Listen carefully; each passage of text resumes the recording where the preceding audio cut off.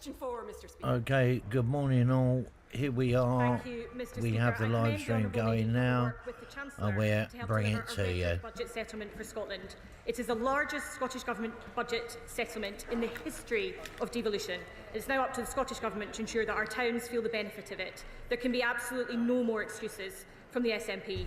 The budget also confirmed nearly £1.4 billion of funding for local growth projects, and we are delivering growth deals in all parts of Scotland, many of which are improving town centres and other community assets. Mr. Speaker, Hamilton is a brilliant place to live and work, but the boarded-up shops on Quarry Street tell a story of their own. Can the Minister tell me what can this government do to support businesses across Hamilton and Clyde Valley and Scotland who have suffered so badly under the chaos and neglect of two governments, Conservative and SNP? Thank you, Mr. Speaker. The honourable member is absolutely correct, and I commend her for standing up for her town. In England, this Labour government has already delivered lower business rates for leisure, hospitality and retail, which can help the high street. And I'm sure every Scottish MP wants to see that policy replicated in Scotland.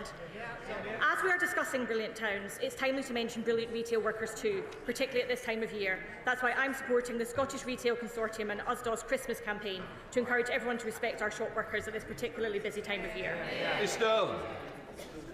Speaker, Ullapool in my constituency for far too long did not have a post office, had great inconvenience to local people.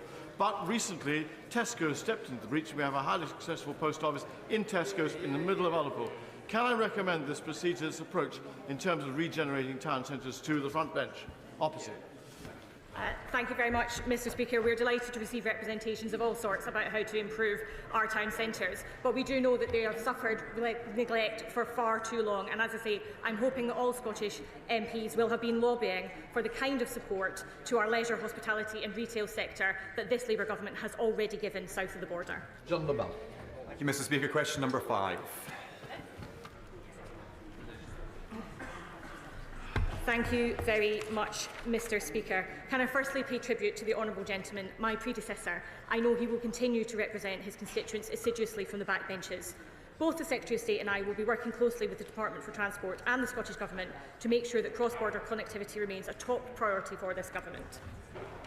Mr. Speaker, extending the Borders Railway to Hawick, Newcastleton and on to Carlisle will boost jobs, help the local economy and improve social mobility. The funding for the feasibility study was agreed by the last Conservative government with the SNP administration in Edinburgh. But the new Labour government seems to push this into the railway siding. So will the Minister ensure that the funding for the feasibility study is released as soon as possible? Thank you, Mr. Speaker. The UK Government is fully committed to the Borderlands Growth Deal, which will deliver economic growth for the south of Scotland and beyond, a key mission of this Government. The Scotland Office continues to work with the Department for Transport, the Scottish Government and Borderlands partners on the next stage of the business case development for the Tweedbank-Carlisle corridor and feasibility options to extend Borders Railway. It is unfortunately ultimately in the hands of Transport Scotland and the Scottish Government to follow through on the delivery of this important project. Secretary of State Andrew Bowen. Thank you very much, Mr. Speaker. Can I echo the words of the Minister regarding her predecessor and indeed my predecessor as Shadow Secretary of State for Scotland and the work that he has done. One of the decisions taken by the previous government, of which I am most proud, was the halving of air passenger duty, which led to cheaper flights and increased routes across the United Kingdom. But with airlines already cutting back on routes as a result of their government's decision to hike APD, people who don't live within a few-hour train journey to London, such as Aberdeen, face higher fares and fewer options for travel. So how can they credibly claim to support better transport connectivity across the United Kingdom when those living outside the Central Belt, and I know Labour do need to be reminded that does exist, are being punished? Thank you, Mr. Speaker. The honourable gentleman will know that we face a climate emergency and indeed an economic emergency of his government's own making. We were faced with a £22 billion black hole, with Treasury reserves spent 3 times over in the first few months of the government. We've taken tough choices to try and deal with the economic inheritance we've received. Frank McNally. I've opened up the chat to everyone. Chat is open to everyone. Thank you, Mr. Speaker. With your permission, I will answer questions 6 and 12 together. We have reset the relationship with the Scottish Government and have met with the Deputy First Minister multiple times to discuss the autumn budget and other issues. From the moment my honourable friend the Chancellor stood up at this dispatch box to the moment she sat down, Scotland was better off by the tune of £4.9 billion in Barnett consequentials alone. Again, something the SNP voted against but will spend today. I encourage the Scottish Government to use that money to strengthen frontline services, bring down NHS waiting times and lift attainment in our schools. There are no more excuses. We ended austerity. It's time they followed. Frank McNally. Mr Speaker, I thank my right honourable friend for that answer. A thriving retail, hospitality and leisure sector is critical to brand Scotland. Following the welcome decision in the budget to ensure 40% rates relief for RHL businesses in England, what guarantees, if any, has my right honourable friend had from the Scottish Government that the extra Barnett consequentials linked to non-domestic rates will be passed on at today's Scottish budget? And does he agree with me that any failure to do so would be deeply damaging to the sector? Thank you to my honourable friend for that question. He is absolutely correct. The UK budget shows investment over decline, including investment directly in my honourable friend's constituency as part of the £200 million Towns Fund, as well as the biggest budget settlement in the history of devolution. He's also right that our hospitality businesses in particular need this rates relief more than ever. The Scottish Government should be using that budget to deliver growth and investment to help our high streets, and passing on these reliefs should be the bare minimum from the Scottish Government. Irene Campbell. Thank you, Mr Speaker. We have delivered the biggest budget settlement to the Scottish Government in the history of devolution, with more than £4.9 billion, as you've heard today, of extra funding that can go to public services. Does the Secretary of State agree with me that there are no more excuses for the SNP and that Scots expect and deserve delivery and improvement to our public services? Thank you, Mr Speaker. Of course, I couldn't agree more. It's not just the £4.9 billion in Barnett consequentials, but all the other investment the UK Government made outside those Barnett consequentials. The Labour Government has delivered billions of pounds more for schools and hospitals in Scotland. Mr Speaker, it's more money than ever before, but the SNP MPs voted against it. They voted to deny Holyrood its biggest ever budget settlement by voting against the Finance Bill last week, but of course they will happily spend it in their budget today.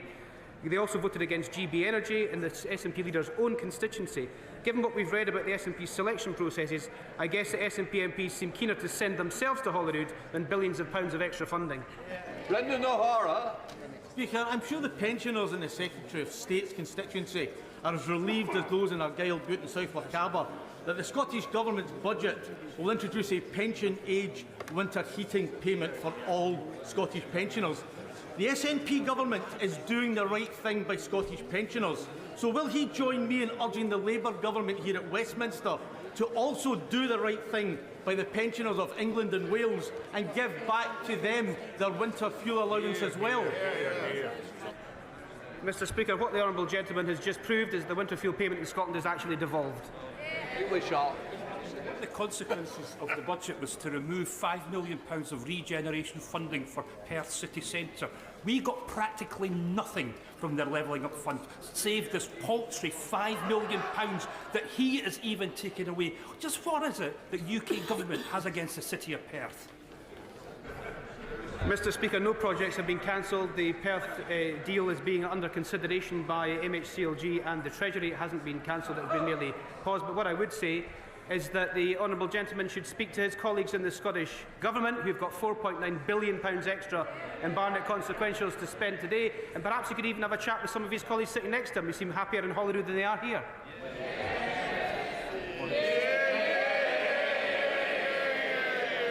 Seamus Logan. Question number 7, Mr Speaker. Thank you, Mr Speaker. I know there is consensus right across this House on the enormous value of the hospice sector and the extraordinary work that they do, work which has been sadly undervalued for far too long. Support for the additional employer national insurance contributions will be allocated to departments, with the Barnett formula applying in the usual way for devolved governments. The rise does not begin until April, and we'll set out further details on the allocation of funding in due course. Thanks. Good night. Seamus Logan. Oh, Seamus. Very popular. Mr Speaker, there are 45 hospices in Scotland. I can't be certain of that figure because so many of them are in dire financial circumstances. I think of Roxburgh House in Aberdeen, which provides services to my constituents and to other MPs in this Chamber's constituents. Another organisation that provides vital hospice care is the Marie Curie charity, which provides services in Edinburgh and Glasgow, and they also provide hospice at home care They are facing a bill close to £3 million as a result of decisions by this government. So what does the Minister have to say in relation to help that can be provided to Marie Curie and other organisations? Good question. Thank you, Mr. Speaker. As the honourable gentleman will know, the pressures on hospice funding long predate the budget and relate to declining real terms funding from the Scottish Government. I note that nearly 5,000 members of the public have written to the Scottish Government recently to support calls from the Scottish Hospice Leadership Group for fair funding. Those calls might be answered this afternoon, where the SNP Government has to spend an extra £5 billion, secured by Scottish Labour MPs, voted against by SNP MPs and spent this afternoon by SNP ministers. Make it make sense. Right, we now come to Prime Minister's questions. In room. Question number 1, please, Mr. Speaker. Order. What are these two members playing at? That is absolutely disgraceful for the member. We've started PMQs. Either come in early or at least wait. Please start reading the room. Ian Room. Question number 1, please, Mr. Speaker. Mr. Speaker, it's a pleasure to welcome His Highness the Emir of the State of Qatar to the UK, and I look forward to discussions this afternoon on how we're strengthening our relationship and boosting trade and investment, including the announcement today of a £1 billion investment in our new clean energy partnership. Mr. Speaker, Sunday marked World AIDS Day, and we stand with all those that we have lost and those living with HIV today, and we will seek to end new cases of HIV in England by 2030. Mr. Speaker, can I also note that we're joined in the gallery today by Mandy Damari, mother of Emily, a British citizen still being held hostage in Gaza. I've met Mandy a number of times, and in my view, what she's going through is nothing short of torture.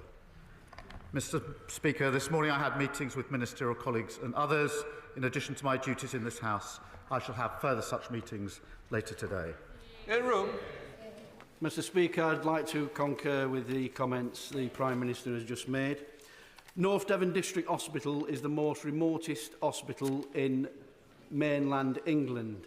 Its intensive care unit has only 6 beds and it's almost 50 years old and it serves a population of 165,000 people. Can the Prime Minister assure my constituents that their hospital will receive the urgent funding that it's needed under the new hospital programme so that they will not face over a 2-hour drive to the nearest trauma unit? Mr. Speaker, the new hospital programme that we inherited was emblematic of the failures of the previous government, making promises with no plan to deliver on them. We are committed to delivery, including the North Devon Hospital. We're reviewing the programme to place it on a sustainable footing, and the Health Secretary will set out further details of the new delivery soon. And in the meantime, we continue to support trusts to develop their schemes. Thank you. So that means no. Mr. Speaker, can I welcome the swift and decisive action this government is taking to secure our borders after the party opposite lost control? After the party opposite lost control, Mr. Speaker. And in particular, can I welcome the world-first deal struck with Iraq last week to tackle smuggling gangs? Does the Prime Minister agree with me that international cooperation, shared intelligence and joint law enforcement is the best way to end the vile smuggling trade? I thank my honourable friend. She's a superb champion for her constituents. And she's absolutely right. The previous government left a broken asylum system. We put a plan in place, the Border Security Command, backed by £150 million, 100 more NCA officers, and we're introducing counter-terrorist style powers. And my friend is right that our new international coordination, including the landmark Iraqi agreement. And the hard graft is already beginning to pay off, because 9,400 people who've no right to be here have been returned. That's a 30% increase on the numbers of last year. They promised to get the flights off the ground. We've got them off the ground. We come to the Leader of the Opposition, Kemi Badenoch. Mr. Speaker, if I may, I would like to pay tribute to Mandy Damari and her family for the strength that they have shown. And we on this side of the House, and I'm sure the whole House, continue to seek the speedy release of Emily Damari and the other hostages. Mr. Speaker, the Prime Minister talks about immigration. I think it's probably a good time to remind him that he was the one writing letters asking us not to deport foreign criminals. And he and his party voted against every single measure that we put in place to try and limit immigration. But, Mr. Speaker, the question today is what has been on the lips of all Labour MPs, including, I believe, the Health Secretary yesterday. The Prime Minister knowingly appointed a convicted fraudster to be his Transport Secretary. What was he thinking? Mr. Speaker, the previous Transport Secretary was right when further information came forward to resign. What a marked contrast to behaviour in the last 14 years. And she talks about immigration, record levels of immigration under the previous government, nearly 1 million. And she was the cheerleader. She was the one urging on the removal of the caps for work visas. She was thanking the previous Home Secretary for the work that was done. She championed it. She advocated it. Record numbers of immigration. Mr. Speaker, he's obfuscating, but I'm going to keep him on the topic. He owes the House an explanation. He said that the former Transport Secretary was only asked to resign after further information came to light. What was that further information? I'm not going to disclose private conversations. Further information came to light. The Justice Secretary resigned. As I say, what a marked contrast. But whilst she's obsessing with the Westminster issues, we're getting on with fixing the mess, fixing the foundations, that £22 billion black hole, our prisons bursting, Mr. Speaker, as we found out last week, nearly 1 million net migration numbers because of the Tory open borders policy. Smoke and mirrors. Mr. Speaker, I'm not asking about migration. I'm asking about the former Transport Secretary.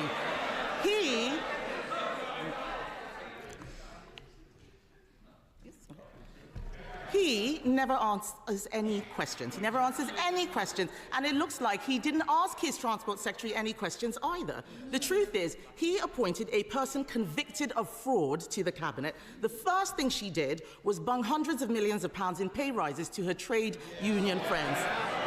Wasn't this a fraud on the British people? No, Mr. Speaker, she says she's not talking about immigration. I'm not surprised. And I advise her and all of them not to talk about the economy or immigration for another 5 years. Mr. Speaker, he can try and change the topic as much as he likes, but the public are watching. He owes them an explanation. The country needs conviction politicians, not politicians with convictions. Now on to an even bigger fraud.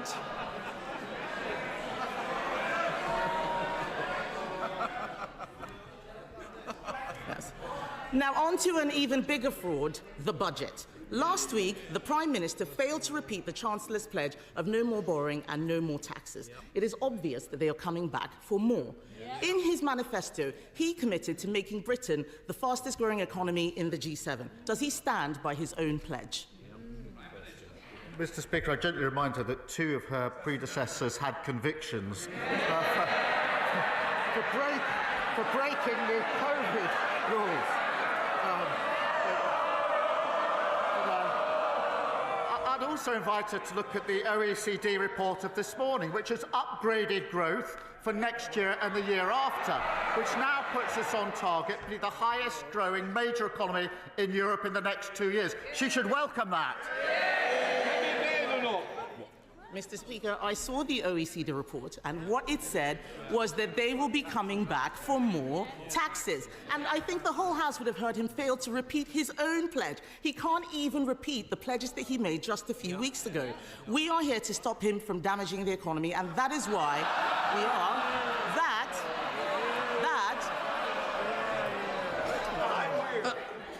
I want to hear the question. Can we burn off?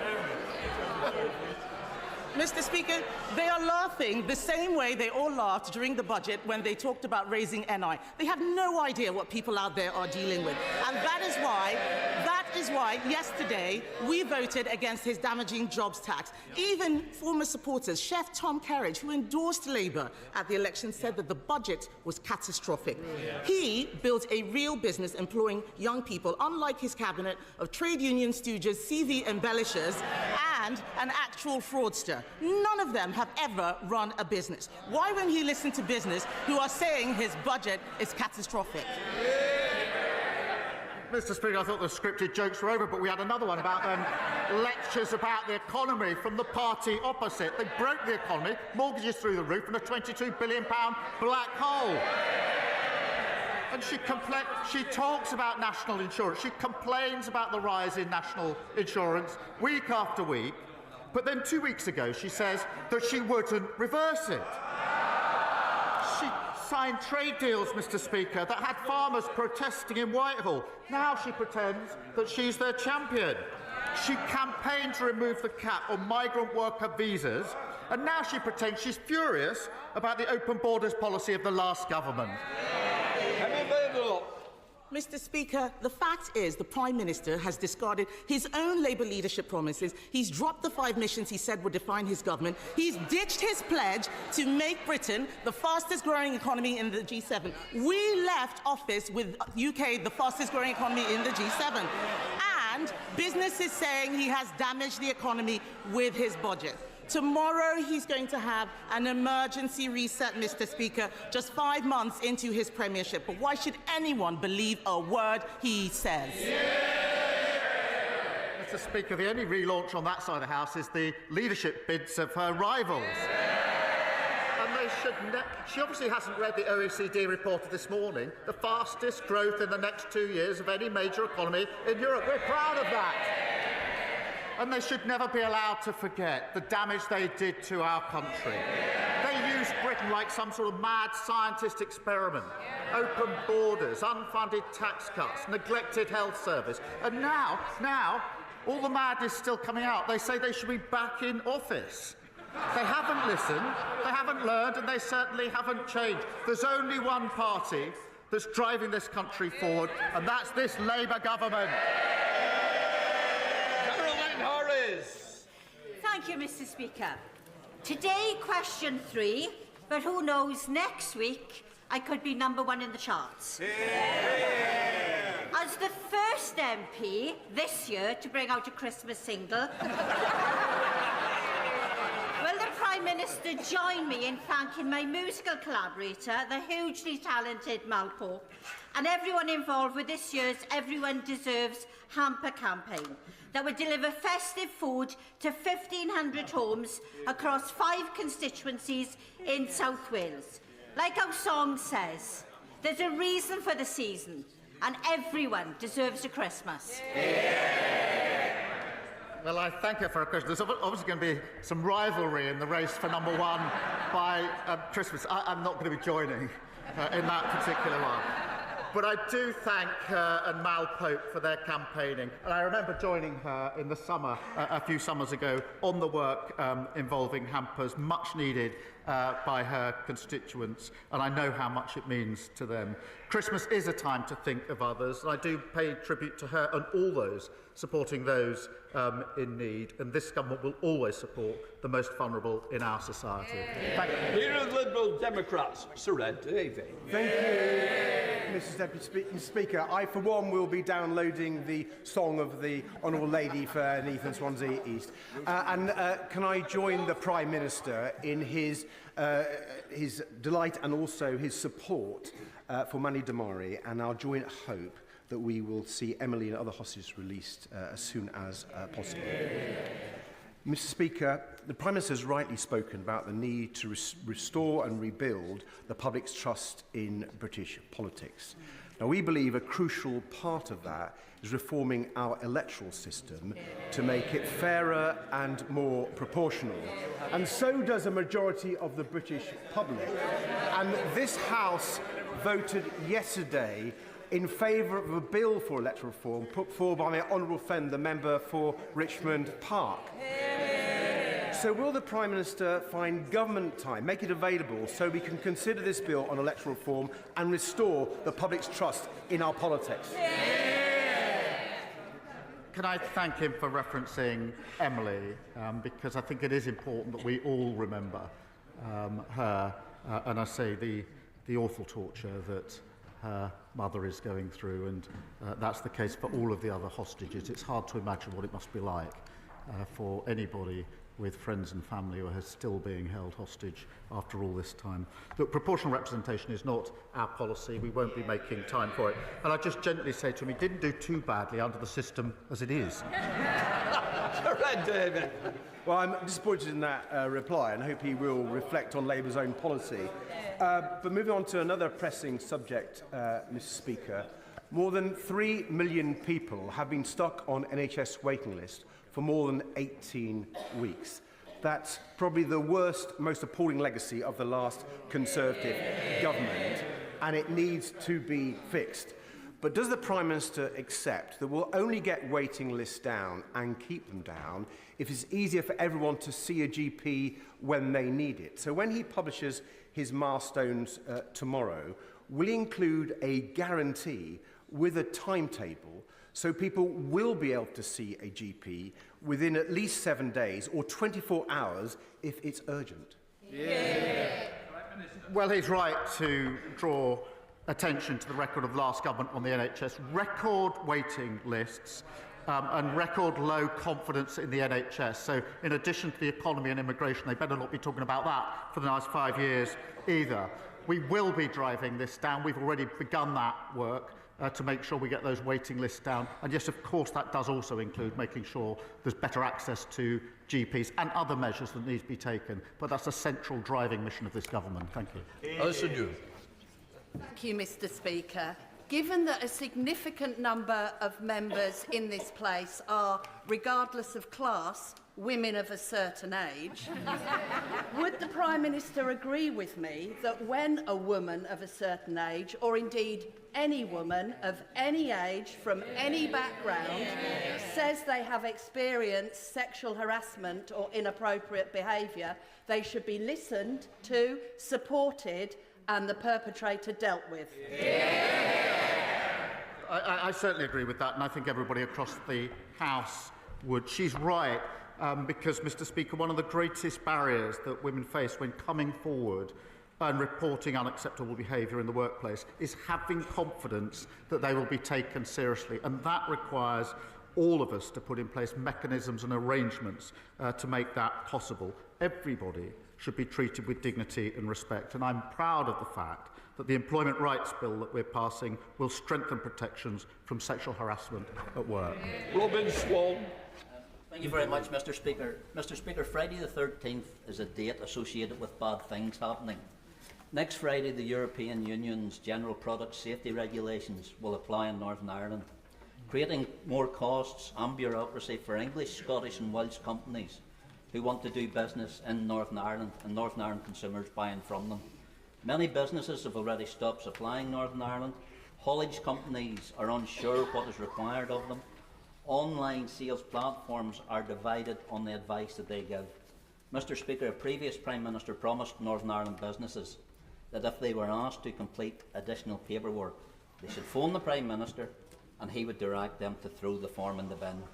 What direct, tangible advice can the Prime Minister give to those businesses who want to continue supplying Northern Ireland?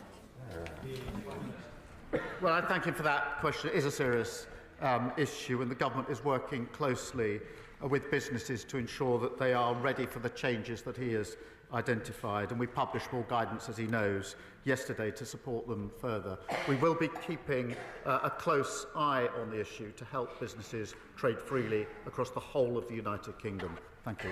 David Williams. Thank you, Mr. Speaker. In Stoke-on-Trent and Kidsgrove, we are proud of our beautiful historic buildings. However, many lay dormant and blight our proud towns. Can the Prime Minister please outline what steps this government is taking to bring historic buildings back into use And will he make time to visit my constituency to see for himself our untapped potential? Well, I thank him for raising this issue and certainly consider his kind invitation.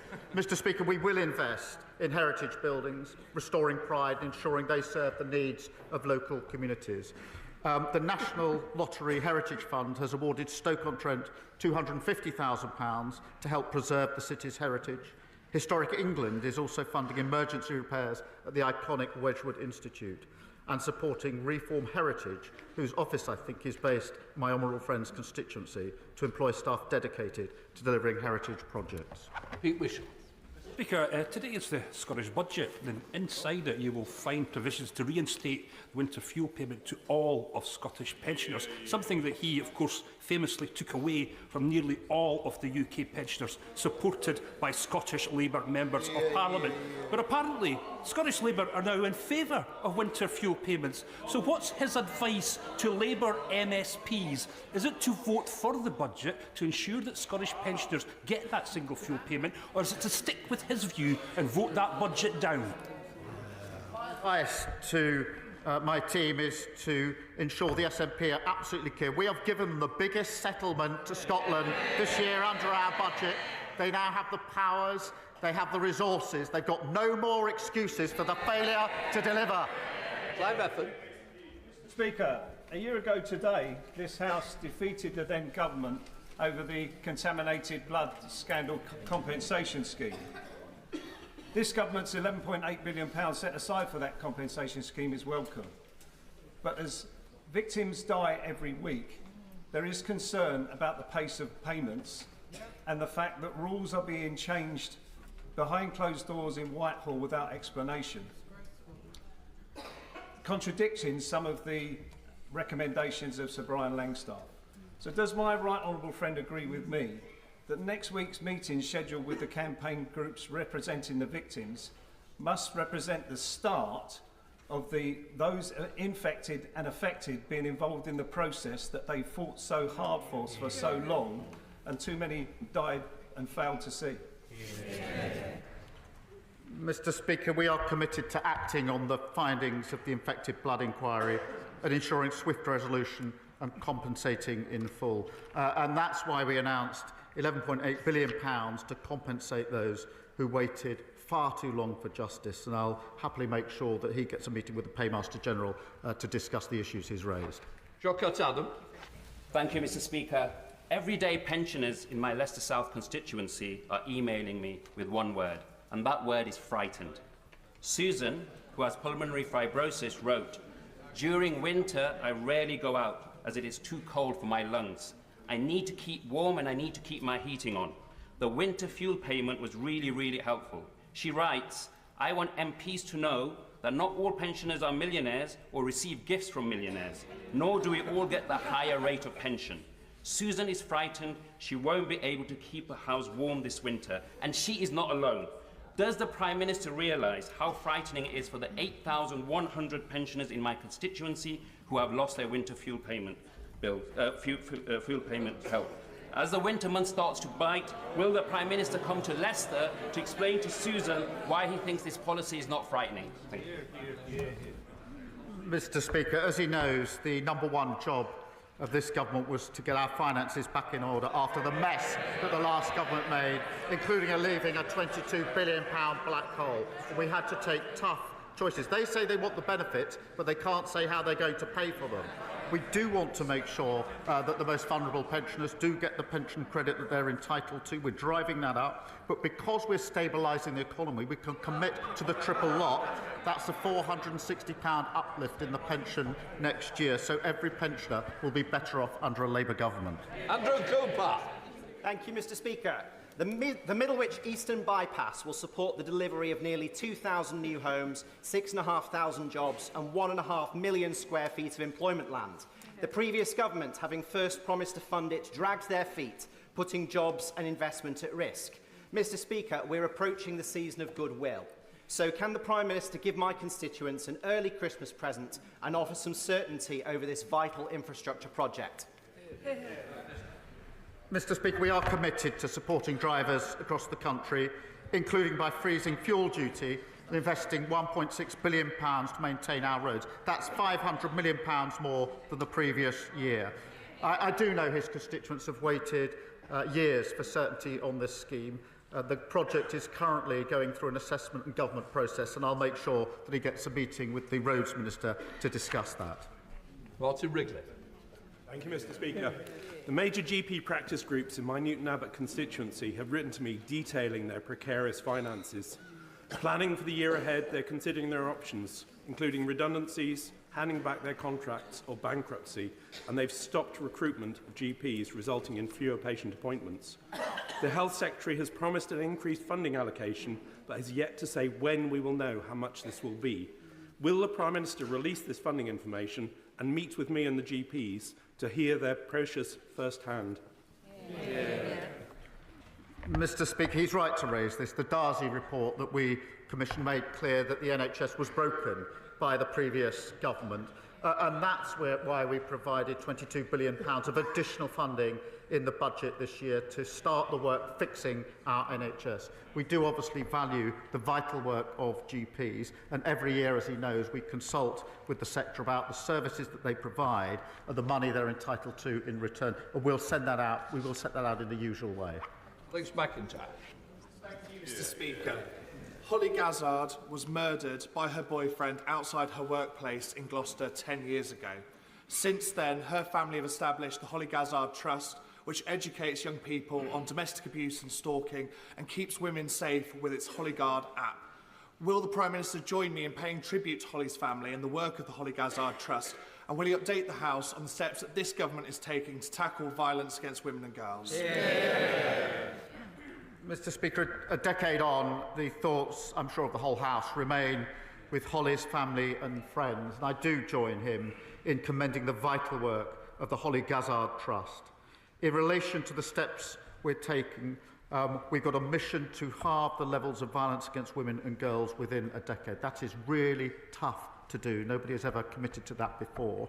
I invite everybody across the House to join us in that. And that will include, amongst the steps we're taking, placing domestic abuse experts in 999 control rooms to make sure they're picked up early, launching a pilot of new domestic abuse protection orders, developing a national framework to track and target high-harm offenders, and strengthening stalking prevention orders. We will take other measures to make good on this commitment. Graham Ledbetter.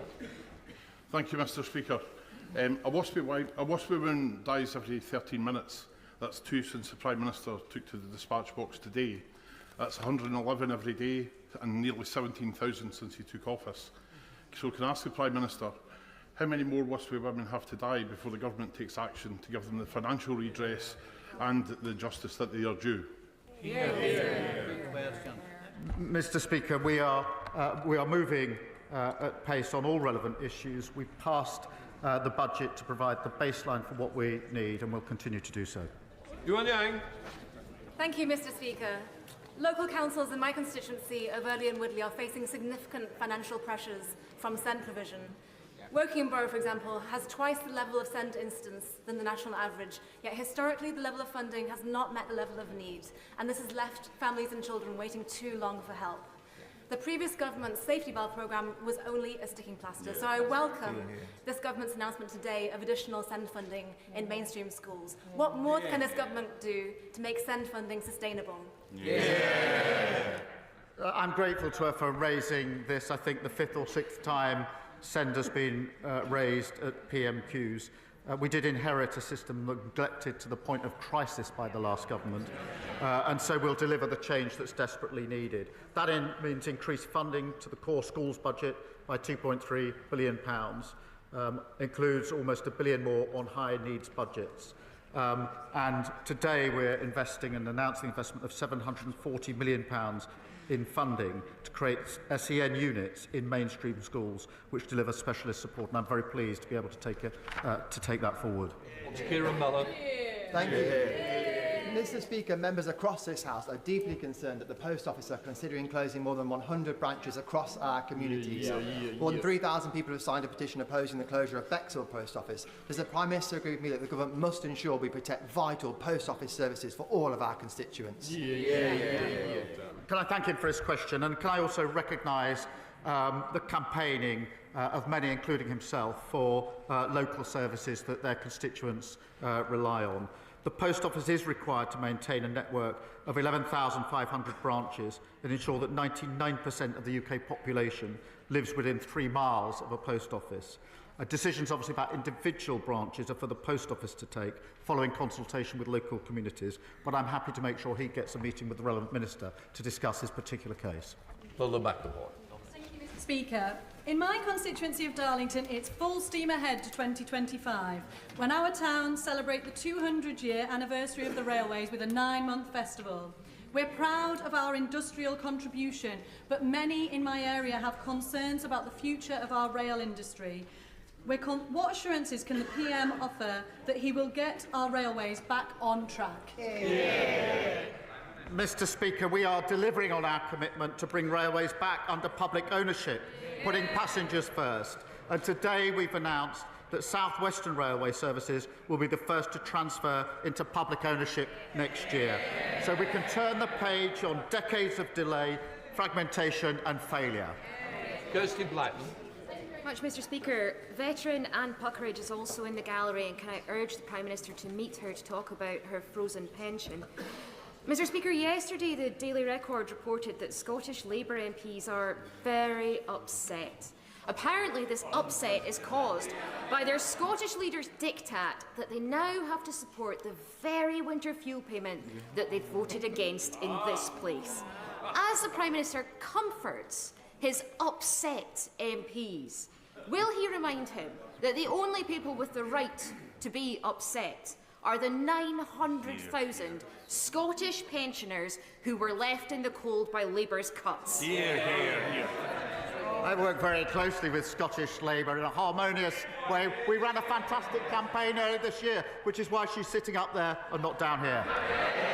Leon Coleman. Can I echo the words across the House in relation to Mandy Damari, who I also met with this week and is from Beckenham? Yesterday marked International Day of Persons with Disabilities, and I'm proud to be one of the disabled MPs in this House. As a sixth former, I became one of the youngest people in Britain to have a hip replacement, and I relied on a blue badge. Data released yesterday shows blue badge theft has more than quadrupled in the past 10 years. Will the Prime Minister back my campaign to tackle blue badge theft and ensure millions of disabled people can work, socialise and live an independent life? Can I thank him for being a powerful voice for some of the most vulnerable in our society? Look, theft of a blue badge is appalling, depriving people of their independence and ability to travel with confidence. It has a real human impact every single time, and that's why we're working closely with local authorities to help them tackle fraud and misuse. And I'll make sure he has a meeting with the relevant minister to examine what more can be done. Chris Stafford. Thank you, Mr. Speaker. Following on from the question from the member for Aberdeen North, in the gallery today is Anne Puckridge, who is a World War II veteran and an intense campaigner. She's flown over 5,000 miles from Canada to meet the Prime Minister to discuss the frozen pensions, a policy denying her and 500,000 Brits who live abroad a frozen pension. I'm sure Anne won't mind me saying that she will be 100 years old in a couple of days' time. Would the Prime Minister reconsider his decision, give Anne the best birthday present ever, and meet with her to discuss this issue? Well, I'm grateful to him for raising this issue. I think he will well know and understand that our position is, in fact, a continuation of the position under the last government. Richard Baker. Thank you, Mr. Speaker. Does the Prime Minister share my concern that the report by Audit Scotland finding the Scottish Government has no clear plan for the NHS in Scotland? As a Scottish Labour MP, I'm delighted this government is providing £4.9 billion extra for public services in Scotland. Isn't it time for the SNP ministers to get a grip and do better for patients in my constituency who are facing some of the longest waiting times for surgery in Scotland? Well, I'm grateful to him for raising this because waiting lists in Scotland are appalling. And that's why we make the argument. They now have the money, they've got the resources, no more excuses for poor delivery. That completes Prime Minister's questions.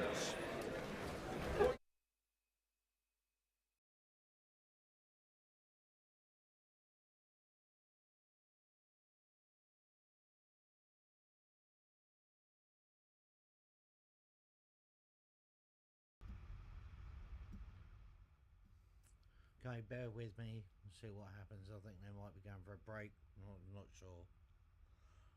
So stand by. And thanks everyone for watching. Please hit the like button and please subscribe. That really help out the channel.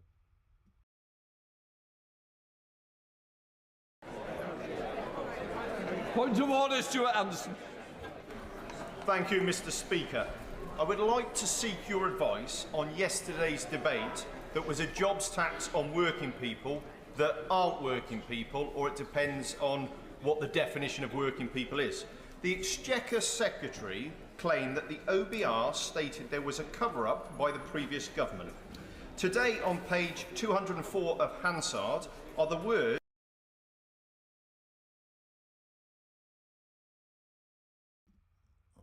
Unfortunately, it looks like the stream has ended, so we will end it there. If they come back at all, I will restart a stream. So thank you everyone for watching, and we'll see you again soon. All the best, take care.